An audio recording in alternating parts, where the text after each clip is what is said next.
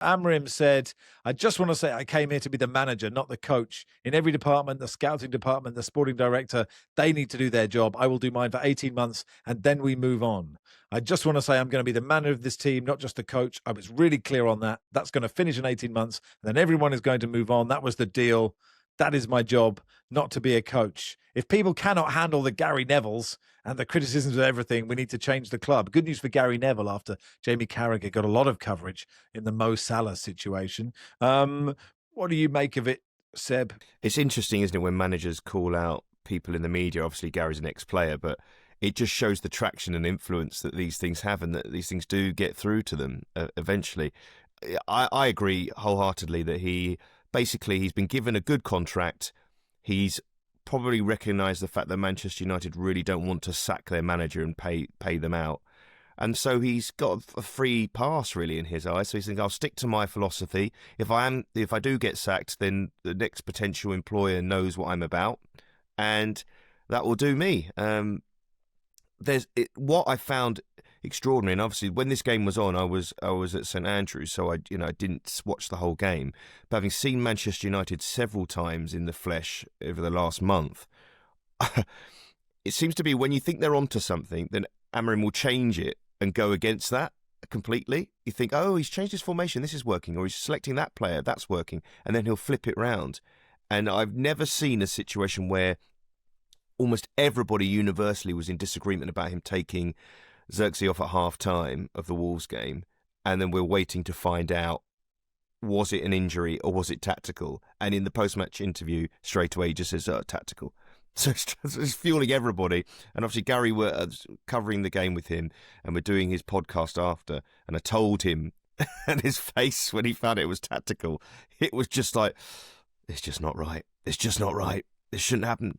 And I wonder now, because who is still for him?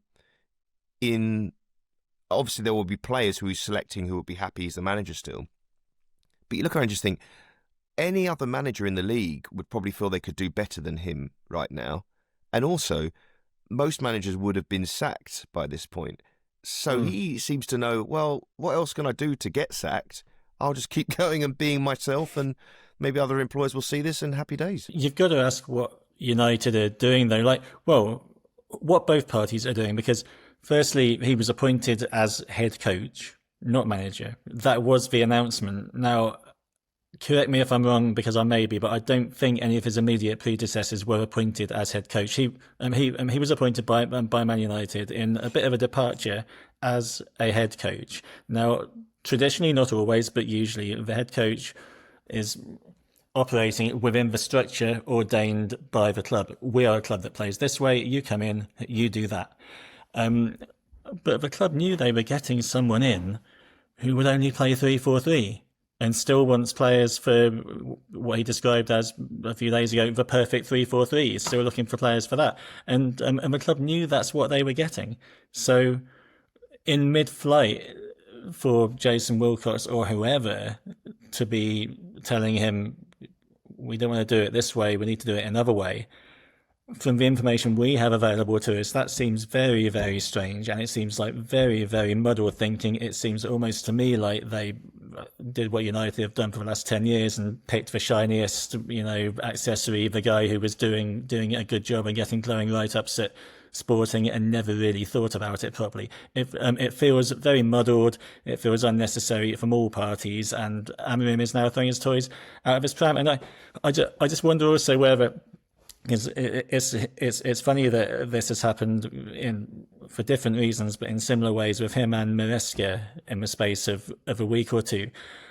I wonder if, and it's probably not a conscious thing, but I wonder if there's a kind of kickback against the fact that managers have to front up every week and explain these decisions that are being taken by sporting directors, by data gurus, by owners, by people above and around them every single week. And we're not going to hear from Jason Wilcox. He won't be giving a presser in a few days' time. We don't hear from the guys at Chelsea.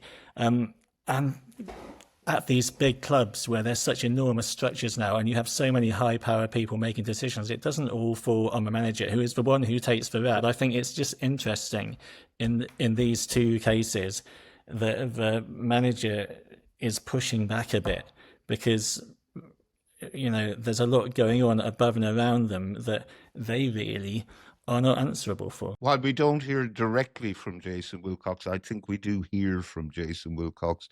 He uses, preferred favorite journalists or pundits or whatever to get his views across. Maybe it's personal because he could never fit in a perfect 3-4-3, isn't he? He's in a 4-4-2 every day of the week. You kind of felt as if with Ineos, so you hoped that it would be football men making football decisions. What sort of concerns me most about this whole situation is I'm sad that Amorim's gone, and I liked him, but I can totally appreciate the argument for why he did go, because results weren't good enough. The thing that concerns me are these blurred lines and people interfering, and this idea that Ratcliffe's getting involved in things that don't concern him in terms of out of his expertise in terms of football, because first of all, Jamie will be able to sort of provide sort of context for this, but I get the sense that the last week or so, Amorim has genuinely been trying to keep a lid on it. I think Amorim's tried not to sort of erupt, and I think it's Jamie doing his job, James Ducker doing his job.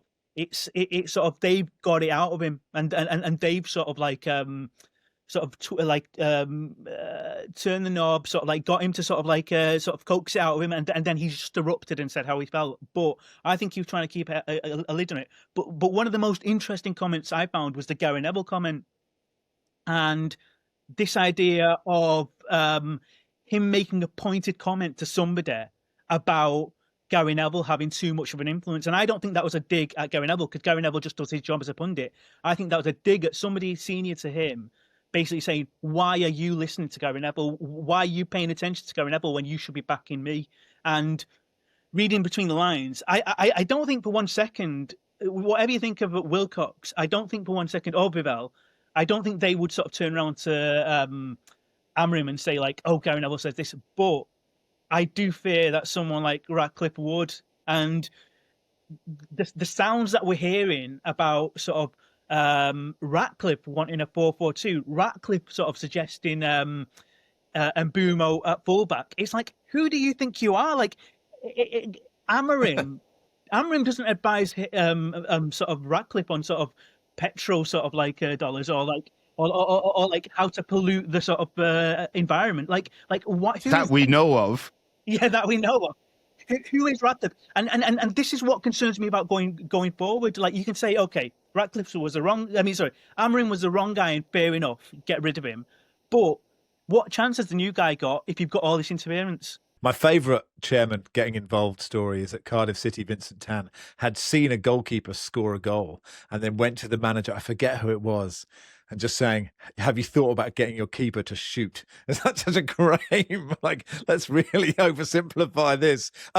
John, I suppose on Amorim, before we get to upstairs and the sort of chaos above him, Vivell, the head of recruitment, isn't it? And Berardi and Wilcox. Yeah.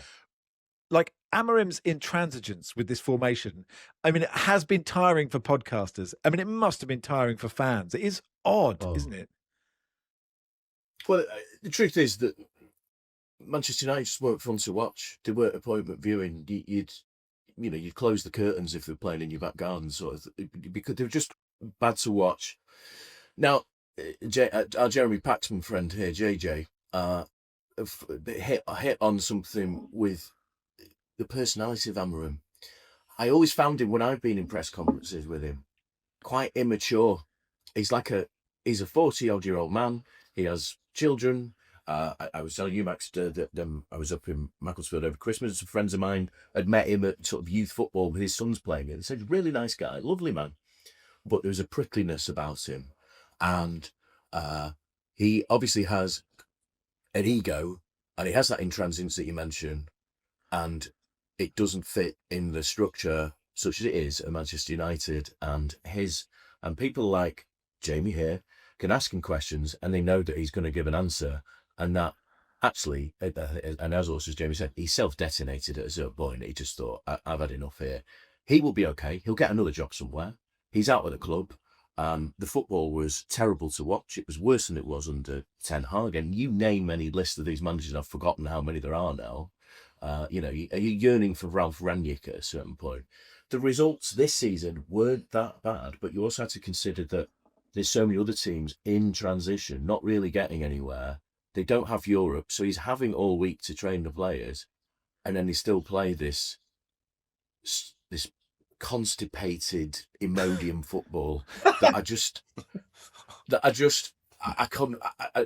It's funny. We were talking the other day, weren't we, about I'm off to Morocco. I'm at the African Cup of Nations. Are you going to watch the Leeds game? And I did catch the Leeds game, and I actually thought United played well in the second half. There was stuff happening. And you mentioned Mbeumo, that evening I saw him play for Cameroon, and that's not a fullback, Jim. He was the best creative player on the pitch. He looked absolutely wonderful, and it's like, and I'm sure we'll get onto the Jim thing, but the problem is billionaire egos control so much of our lives these days, don't they? And if a billionaire buys into a club, and Jim will put in a structure and say, oh, it's all about what, we'll work through the structure. The structure is actually what Jim says goes, and that's how he wants it to operate. And someone like Ruben Amorim, who has a sense of self-worth, is eventually going to turn around and say, I'm not having it. And that's essentially what's happening here. You should, I would argue, a bit like a coach, be able to adapt your game, right? So you're playing, say, as a fullback, career fullback, you come up that way. If the coach turned around and said, well, I want you to play wing back, I don't think that's that big a step, because surely a fullback's supposed to bomb up and down the wing, and defend as a sort of wing back. So there is that part of it. How much of that is an excuse? But as I several times during his tenure, which was 14 months, some of the stuff he was saying, some of the things you mentioned now, I was in the room for, the Pope thing, the worst team ever, and you're sitting there and you're thinking, this is like some sort of interesting experiment. How much of this are United, this is Ratcliffe, Barada, etc., going to accommodate before they go, wait a minute, he's got some novelty value at the start. He's got some collateral in the bank. He's just been employed, but as the results start to sort of nosedive and nosedive and nosedive. And he's saying all this stuff. I got told a tale. I can't remember which game it was.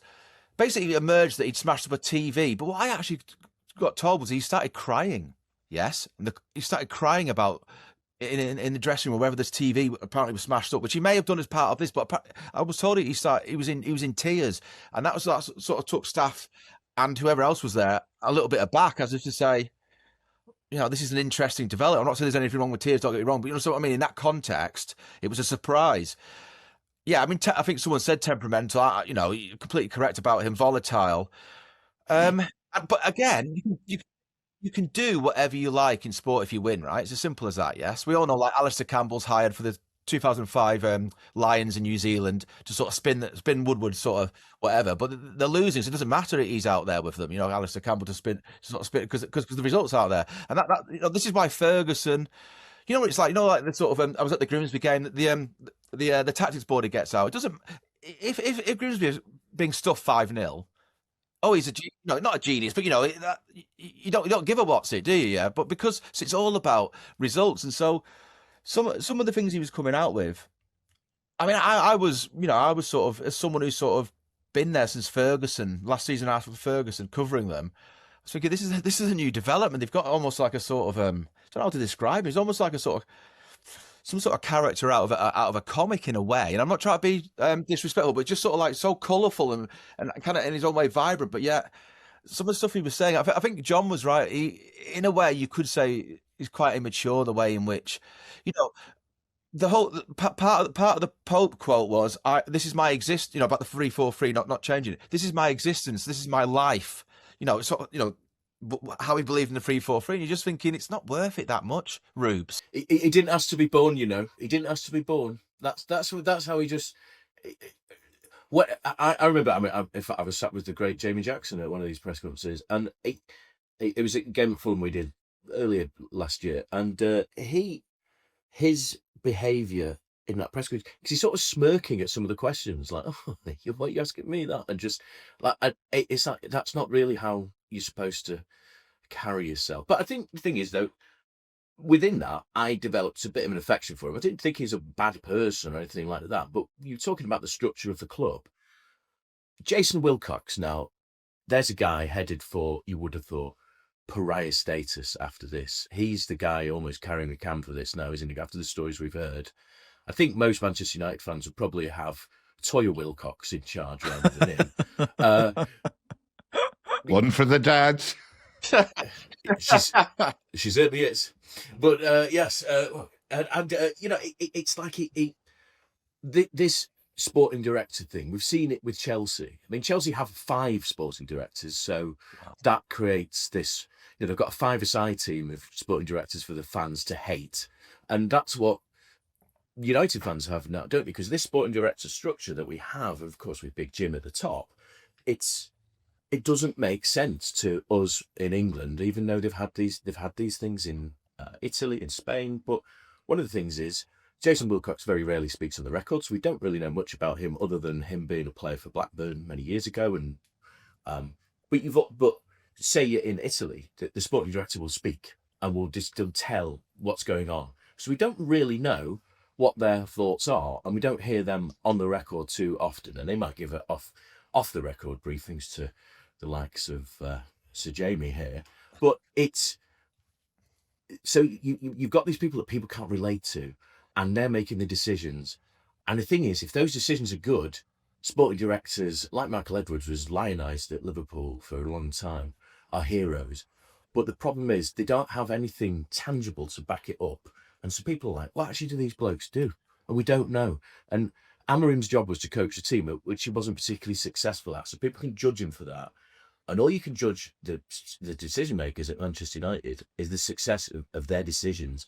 And that decision making has been repeatedly disastrous since Big Sir Jim came in. David says, will playing 4 at the back ever work for Man United in the Premier League? Burnley 2, Manchester United 2. We did do a Manchester United special on Tuesday, so listeners probably hoping for some reprieve. Johnny, you've been writing about Sir Jim and Jason Wilcox. Even got praise from Mark Goldbridge on your article on X on this one. Lots of excellent shots of Wilcox and Omar Barada in the stands during this game. I could top that actually. I've know someone who from the world of cycling who knows Sir Jim quite well, and apparently Sir Jim has read the article and loves it, which I quite rate actually, because considering that it was an article basically about how stupid he is. So it takes a certain self-awareness, I think, to appreciate that, which I appreciate in turn. Yeah, I mean, Burnley are they're not good, are they? But they do keep coming at you. They do keep trying. I think that the fight they've shown, despite basically going out and losing every week, playing really well and trying really hard and losing every week, I think that it's a credit to them that they still have the the wherewithal, I think, to keep creating chances and keep running at United, and I think they deserved that point. United are. It was never 4 at the back, 3 at the back. That was like, honestly, it was never the issue. I know they won with 4 at the back, and then they drew against Wolves, going back to the 3. But feel like we've wasted a lot of podcasts if that wasn't the issue. Well, no, it